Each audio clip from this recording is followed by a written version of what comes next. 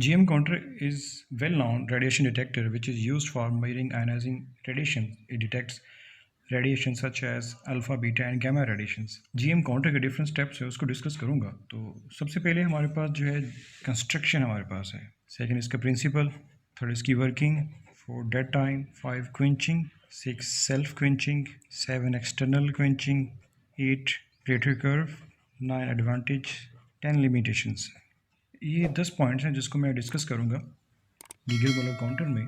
Construction, principle, working, dead time, quenching, self quenching, external quenching, plateau curve, advantage और limitations. सबसे पहले बात करते हैं हम इसकी कंस्ट्रक्शन पे कि इसकी कंस्ट्रक्शन क्या है। जीएम काउंटर एक हॉलो सिलेंड्रिकल ट्यूब है जो कि कॉपर से बनी होती है और इसकी लेंथ 15 से 50 सेंटीमीटर तक होती है। इसमें inert gas such as argon, helium, neons को हम लो प्रेशर के ऊपर हम इसमें क्या कहते हैं वो इसमें फिल करते हैं। अबाउट 90% इसमें हम कहते हैं कि हम आर्गोन हम यूज़ करते हैं और 10% हम क्या करते हैं वेपर्स ऑफ एथाइल अल्कोहल को हम यहाँ पे यूज़ करते हैं और इसको हम एक एवाक्यूटेड ग्लास ट्यूब के अंदर इसको क्या करते हैं वो हम इसको इनक्लोज करते हैं। अब हमारे पास ये एक सेंट्रल इलेक्ट्रोड हमारे पास है जो कि 0.5 मिलीमीटर इसका क्या होता है डायमीटर होता है और ये टंगस्टन की एक वायर होती है जो कि फिक्स होती है along the axis of the GM counter. ये टंगस्टन वायर पावर सप्लाई के पॉजिटिव टर्मिनल के साथ हम इसको क्या करते हैं वो कनेक्ट करते हैं और ये एज ए एनोड के तौर पर एक्ट करती है। और दूसरी तरफ इसकी जो मेटालिक सरफेस है उसको हम बैटरी के नेगेटिव टर्मिनल के साथ कनेक्ट करते हैं और वो एज ए कैथोड एक्ट करती है। एक थिन माइका विंडो होती है जो कि चार्ज पार्टिकल के लिए इंटरेस्ट का काम करती है। अब इसका बेसिक प्रिंसिपल क्या है? इसका बेसिक प्रिंसिपल वो आयनाइजेशन है कि जीएम काउंटर कैसे वर्क करता है। आयनाइजेशन को भी मैं इसी में एक्सप्लेन करूंगा। जब चार्ज पार्टिकल लेट कंसीडर हम करते हैं कि हमारे पास अल्फा रेडिएशंस हैं, वो माइका विंडो के थ्रू इंटर होते हैं ट्यूब के अंदर, तो वो गैस के मॉलिक्यूल्स को आयनाइज करते हैं। चार्ज पार्टिकल अपनी एनर्जी मॉलिक्यूल्स को डिलीवर करते हैं। एटम के शेल में इलेक्ट्रॉन वो एनर्जी गेन करते हैं और एटम से फ्री हो जाते हैं। इस तरह इलेक्ट्रॉन और पॉजिटिव आयंस वो प्रोड्यूस होते हैं। अब ये इलेक्ट्रॉन जो है वो क्या करते हैं, वो हाईली, क्योंकि हमने यहाँ पे क्या किया हुआ है पोटेंशियल जो है वो अप्लाई किया हुआ है, इलेक्ट्रिक फील्ड अप्लाई किया हुआ है। ये इलेक्ट्रिक फील्ड की डायरेक्शन है। हाई इलेक्ट्रिक पोटेंशियल की वजह से इलेक्ट्रॉन क्या करते हैं वो एक्सेलरेट करते हैं टूवर्ड द सेंट्रल इलेक्ट्रोड। अब इस प्रोसेस में जब इलेक्ट्रॉन सेंट्रल इलेक्ट्रोड की तरफ मूव करते हैं, इस दौरान वो गैस के मॉलिक्यूल के साथ मजीद इंटरेक्ट करते हैं क्योंकि इलेक्ट्रॉन इलेक्ट्रिक फील्ड की वजह से हाई वेलोसिटी अटेन कर लेते हैं। तो वो सेंट्रल की तौर की तरफ मूव करते हुए रास्ते में जितने भी गैस के मॉलिक्यूल्स होते हैं उनके साथ इंटरेक्ट करते हैं। इस तरह मजीद आयनाइजेशन जो है वो क्या होती है वो प्रोड्यूस होती है। आयंस जो है वो प्रोड्यूस होते हैं। इस तरह मजीद नेगेटिव आयंस और पॉजिटिव आयंस क्या होते हैं वो प्रोड्यूस होते हैं। तो लार्ज नंबर ऑफ इलेक्ट्रॉन जो है वो वेरी शॉर्ट टाइम में क्या होते हैं वो जनरेट होते हैं। इसे हम एवालांच कहते हैं। ये एक हाई करंट पल्स जनरेट होती है जो कि सेंट्रल कैथोड से होती हुई लोअर रेजिस्टेंस के अक्रॉस उसका पोटेंशियल ड्रॉप होता है। वो हमारे पास जो स्टेबल डिवाइस है हमारे पास हमने एक लगाई होती है वो उसको काउंट करती है और इस तरह से हमें नंबर ऑफ रेडिएशंस का पता चल जाता है जो कि इंटर होती हैं माइका विंडो ग्लास के थ्रू ट्यूब के अंदर। 2000 से 4000 हाई वोल्टेज प्रोवाइड किया जाता है between the central electrode and cathode. अब electron due to high voltage high velocity क्या करते हैं वो अटेन करते हैं और सेंट्रल कैथोड की तरफ जाते हुए गैस के मॉलिक्यूल्स के साथ इंटरेक्ट करते हैं और मजीद गैस के मॉलिक्यूल्स को आयनाइज करते हैं। इसको मैं यहाँ पे एक्सप्लेन करूँगा कि हमारे पास हाई वेलोसिटी इलेक्ट्रॉन जब सेंट्रल इलेक्ट्रोड की तरफ मूव करता है तो वो गैस के मॉलिक्यूल के साथ इंटरेक्ट करता है। अब ये इलेक्ट्रॉन्स रिमेन्स रहेगा और मजीद एक इलेक्ट्रॉन्स क्या होगा वो जनरेट होगा। अब ये दोनों इलेक्ट्रॉन्स मजीद फर्दर इलेक्ट्रॉन्स को क्या करेंगे वो जनरेट करेंगे। अगर इलेक्ट्रॉन के पास एनर्जी बहुत ज़्यादा है तो इस तरह से प्राइमरी, सेकेंडरी और टर्शियरी आयनाइजेशन का वो सबब बनेगा। इस तरह एक चेन रिएक्शन जो है वो स्टार्ट हो जाएगा और नंबर ऑफ इलेक्ट्रॉन जो है वो क्या होंगे वो जनरेट होंगे। इस प्रोसेस को हम टाउनसेंड एवालांच कहते हैं। This is the basic principle of the GM counter. जब इलेक्ट्रॉन इंटरेक्ट करते हैं with the potential field of the nucleus और वो वहाँ पे एक्सपीरियंस करते हैं डी एक्सेलरेशन को, तो फिर इलेक्ट्रॉन अपनी एनर्जी जो वो लॉस करते हैं और this lead to creation of photons. इस तरह से फोटॉन्स क्या होते हैं वो प्रोड्यूस होते हैं। इस इफेक्ट को, इस प्रोसेस को हम ब्रैम्स-थैलिंग इफेक्ट कहते हैं। ब्रैम्स-थैलिंग इफेक्ट की वजह से इलेक्ट्रॉन जो डी एक्सेलरेट करता है वो एयर मॉलिक्यूल के साथ क्या करता है इंटरेक्ट करता है, एयर मॉलिक्यूल के साथ कोलाइड करता है जिसकी वजह से अल्ट्रा वायलेट रेडिएशंस एमिट होती हैं। अब ये ultra violet radiations GM tube के कॉर्नर में वो फैल जाती हैं and create there on avalanche effect. अब नंबर ऑफ इलेक्ट्रॉन जो है वो क्या करते हैं वो सेंट्रल इलेक्ट्रोड की तरफ मूव करते हैं एनोड उसे अब्जॉर्व करता है और वो सर्किट में से होते हुए लो रेजिस्टेंस के अक्रॉस उसका पोटेंशियल क्या होता है, ड्रॉप होता है, जिसको हम इलेक्ट्रॉनिक सर्किट से हम उसको मेजर करते हैं। फिर हम इसको ऐड कर देते हैं काउंटर में। इस तरह से जो एक सिंगल इलेक्ट्रॉन जो है वो क्रिएट होता है वो सर्किट में वो काउंट हो जाता है। अब लो रेजिस्टेंस के बाद इलेक्ट्रॉन्स क्या करते हैं, वो मूव करते हैं मेटेलिक सरफेस की तरफ, और यहाँ पे ऑलरेडी मौजूद जो पॉजिटिव आयंस हैं उनके साथ वो रिकम्बाइंस होते हैं, न्यूट्रल मॉलिक्यूल्स को क्रिएट करते हैं। इस तरह से ये जीएम काउंटर को ओरिजिनल स्टेट में वापस ले आते हैं। इस प्रोसेस को कंप्लीट होने में कुछ टाइम जो है वो लगता है। इस दौरान कोई और पार्टिकल जो है वो डिटेक्ट नहीं होता, यानी कि इस दौरान डिटेक्टर जो है वो कम्प्लीटली डेड हो जाता है। इसको हम डेड टाइम कहते हैं। डेड टाइम हमारे पास क्या चीज़ है, the time interval for which GM counter is completely insensitive to the incoming particles is called dead time. Dead time की जो रेंज है वो 200 माइक्रोसेकंड से 400 माइक्रोसेकंड होती है, यानी कि इस टाइम जीएम काउंटर जो है वो फर्दर पार्टिकल्स को डिटेक्ट नहीं करता जब तक ये पूरा के पूरा प्रोसेस जो है वो कंप्लीट ना हो जाए।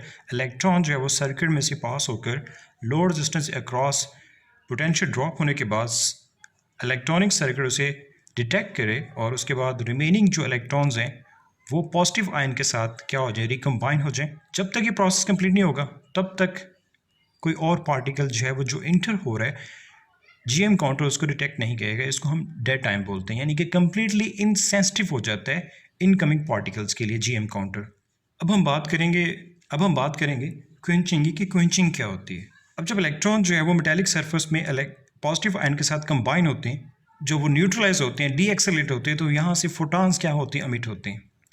अब ड्यू टू फोटॉन्स मज़ीद फर्दर आयनाइजेशन होती है, जिसकी वजह से एवलांच जो है वो प्रोड्यूस होते हैं और इलेक्ट्रॉन जो है वो फर्दर इलेक्ट्रॉन्स क्या होती हैं, वो इलेक्ट्रिक पल्स की फॉर्म में वो सेंट्रल इलेक्ट्रोड पे वो अपेयर होती है और एनोड पे वो क्या होती है, उसको ऑब्जॉर्व करता है और सर्किट में अगेन दोबारा हमें एक और जो है वो काउंट मिलता है। लेकिन हमें इस काउंट की कोई ज़रूरत नहीं होती, क्योंकि एक ही इलेक्ट्रॉन जो है वो क्या होगा, ट्वाइस टाइम वो क्या हो रहा है, वो डिटेक्ट हो रहा है, यानी कि सिंगल पार्टिकल ट्वाइस टाइम वो क्या हो रहा है, डिटेक्ट हो रहा है। ये अनडिज़ायर हमारे पास है सिचुएशन, तो हमें इस फोटॉन्स की कोई ज़रूरत नहीं है। यानी कि यहाँ पे क्या हो रहा है, एक फर्स्ट इनिशियली जब आपके पास एवलांच होता है, इलेक्ट्रॉन्स से एवलांच प्रोड्यूस होता है, तब हमारे पास एक काउंट रेट मिलता है और फर्दर सिस्टम जो है वो डेड टाइम से पहले, और जैसे ही डेड टाइम कंप्लीट होता है, डेड टाइम के बाद अगेन दोबारा हमें जब इलेक्ट्रॉन पॉजिटिव आयन के साथ मिलते हैं, फोटॉन प्रोड्यूस हो, तो अगेन हमें एक और जो वो काउंट मिलता है आफ्टर डेड टाइम। इस तरह जीएम काउंटर में एक पार्टिकल जो है वो डबल टाइम क्या हो जाता है, वो काउंट हो जाता है। तो इसको रिमूव करने के लिए हम क्या करते हैं, कुछ मेथड जो है वो हम क्या करते हैं, वो यूज़ करते हैं। तो उस मेथड को, उस प्रोसेस को हम क्विंचिंग कहते हैं। Quenching of GM tube, The process of eliminating undesired positive ions sheath around the central anode wire in GM tube is called quenching. अब ये जो अनडिज़ायर हमारे पास पॉजिटिव आयंस हैं, हमने इनको क्या करना है, एलिमिनेट करना है। तो इस प्रोसेस को हम कहते हैं क्विंचिंग। अब बहुत सारे मेथड जो हैं वो क्विंचिंग में हम यूज़ करते हैं, लेकिन जो सबसे मोस्ट कह लें कि एक्सेप्टेबल हमारे पास है वो सेल्फ क्विंचिंग हमारे पास है। सेल्फ क्विंचिंग में क्या होता है, some kind of halogen gas such as जैसे ब्रोमाइन हमारे पास है, उसको हम इंट्रोड्यूस करवाते हैं। लेकिन यहाँ पे हमने अल्कोहल जो है वो हमने यूज़ की, अल्कोहल के वेपर्स भी क्या करते हैं, एज ए सेल्फ क्विंचिंग तौर पर बिहेव करते हैं। लेकिन मैं इसको एग्जांपल को डिस्कस कर रहा हूँ। तो ब्रोमाइन, अब ये जो पॉजिटिव आयंस हमारे पास हैं जो कि इनर्ट गैस के, इसको हम इंटरेक्ट करवाते हैं किसके साथ, ब्रोमाइन के साथ। अब जब पॉजिटिव आयंस ब्रोमाइन के साथ इंटरेक्ट करते हैं तो इसको आयनाइज कर देता है। अब ये जो पॉजिटिव आयन है ये ब्रोमाइन के नेगेटिव आयन के साथ मिल के न्यूट्रल हो जाएगा, और जो ब्रोमाइन का हमारे पास जो पॉजिटिव आयन है वो क्या करेगा, वो फास्टली मूव करेगा किसकी तरफ, ये फास्टली मूव करेगा, ब्रोमाइन का जो पॉजिटिव आयन है मेटालिक सरफेस की तरफ क्या करेगा, वो मूव करेगा। और जो नेगेटिव आयन्स है वो पॉजिटिव आयन के साथ मिलकर क्या हो जाएगा, वो न्यूट्रल हो जाएगा, और जो ब्रोमाइन का पॉजिटिव आयन है वो मेटालिक सरफेस की तरफ क्या करेगा, मूव करेगा, और यहाँ पे क्या हो जाएगा, वो न्यूट्रल हो जाएगा इलेक्ट्रॉन के साथ मिलके। कि हम क्या कर सकते हैं, जो हमारे पास जो पॉजिटिव आयन है उसको हम रिड्यूस कर सकते हैं। अब ये एक मेथड है सेल्फ क्विंचिंग, जिसमें हम पॉजिटिव आयंस को एलिमिनेट कर सकते हैं। सेकंड एक और मेथड है जिसको हम कहते हैं एक्सटर्नल क्विंचिंग। एक्सटर्नल क्विंचिंग में क्या होता है कि जैसे इलेक्ट्रॉन जो है वो लो रेजिस्टेंस के अक्रॉस पोटेंशियल ड्रॉप होने के बाद जैसे ही क्या करते हैं मेटालिक सरफेस पर पहुंचने तब अगर हम इसको क्या करें जीएम काउंटर को शट डाउन कर दें कुछ देर के लिए, तो फिर इस तरह से हम अवॉइड कर सकते हैं और इस एलिमिनेट कर सकते हैं किसको, पॉजिटिव आयंस को। तो ये दो मेथड्स हैं क्विंचिंग के लिए, सेल्फ क्विंचिंग और एक्सटर्नल क्विंचिंग। अब हम बात करेंगे प्लेटरी कर्व की। सबसे पहले हम बात करते हैं काउंटिंग रेट क्या होता है। The number of particles count per second is called count rate, इसको हम काउंट रेट कहते हैं। अब हम बात करते हैं प्लेटरी कर्व की। प्लेटरी कर्व में हमारे पास क्या चीज़ है। Plateau curve is the graphical representations of variation of count rate with variation in the potential difference between the anode and cathode of the tube is called Plateau curve of GM counter। Plateau curve में हमारे पास क्या चीज़ है कि count rate और जो potential difference हमने क्या किया, अप्लाई किया हुआ किसके दरमियान, एनोड और कैथोड के दरमियान, उसके लिहाज से जो वेरिएशंस आती है रिप्रेजेंट करते हैं ग्राफ के थ्रू और उसको हम प्लेटरी कर्व कहते हैं। अब यहाँ पे हमारे पास क्या चीज़ है, हॉरिजेंटल सरफेस पे VS, ये हमारे पास स्टार्टिंग पोटेंशियल हमारे पास है, और वो पोटेंशियल जिस पे पल्स जो है वो क्या होती है, वो अपीयर होना स्टार्ट होती है, उसको हम थ्रेशोल्ड वोल्टेज कहते हैं। अब रीजन हमारे पास V1 से V2, V1 से लेकर V2 तक, ये वो रीजन है जहाँ तक काउंट रेट क्या रहता है, वो सेम रहता है, अनचेंज होता है। इसको हम GM रीजन कहते हैं, इस रीजन को हम GM रीजन कहते हैं। ये V1 से V2 तक होता है। क्या चीज़ है, ये लोअर थ्रेशोल्ड वोल्टेज है, और V2 हमारे पास क्या चीज़ है, वो अपर हमारे पास है। यानी कि ये हमारे पास क्या चीज़ है, V2 हमारे पास, ये अपर हमारे पास थ्रेशोल्ड वोल्टेज है, और V1 हमारे पास क्या चीज़ है, ये लोअर हमारे पास है। V0 हमारे पास क्या चीज़ है, ये ऑपरेटिंग वोल्टेज है। V0 हमारे पास क्या चीज़ है, ये ऑपरेटिंग वोल्टेज है, जिस पे GM काउंटर क्या करता है, वो वर्क करता है, कंटिन्यूसली वो वर्क कर रहा है, ऑपरेट कर रहा है। तो V1 जो हमारे पास लोअर रीजन है हमारे पास है, यहाँ पे पल्स अपीयर होती है लेकिन काउंट जो वो स्टार्ट नहीं होता। और V2 हमारे पास जो अपर थ्रेशोल्ड है, और बिटवीन जो लोअर और अपर में जो रीजन है उसको हम GM रीजन कहते हैं, और इनका जो मिड रीजन हमारे पास है V0, वो ऑपरेटिंग वोल्टेज है, और VS में ऑलरेडी बता चुका हूँ, ये हमारे पास स्टार्टिंग वोल्टेज है। अब लास्ट में हम इसके एडवांटेजेस की बात करते हैं और लिमिटेशंस की बात करते हैं। सिंपल एंड ईजिली अवेलेबल, तो ये मार्केट में बहुत ईजिली अवेलेबल है और इसको यूज़ करना बहुत ज़्यादा सिंपल है।